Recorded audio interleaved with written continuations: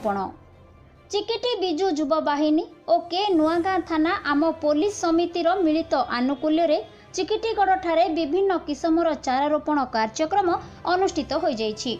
परिवेश दिनकू दिन दूषित हेउथिबा बेले सबुज बलय सृष्टि ही समाज को सेथिरु रक्षा करि पारिबो बोली चारा रोपण अवसर रे अतिथि माने कहिबा सह विभिन्न खाली स्थान रे एवं निज निज घरर बारी रे चारा रोपण करिबा पई आह्वान देबा सह से सबुर जत्न नेबा पई कहिथिले।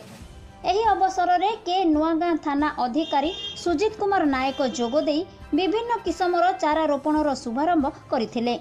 सेहीपरि अन्यमानंक मध्यरे बिजु युवा बाहिनीर कर्मकर्ता उपस्थित थिले। रिपोर्ट राजेश कुमार रणा।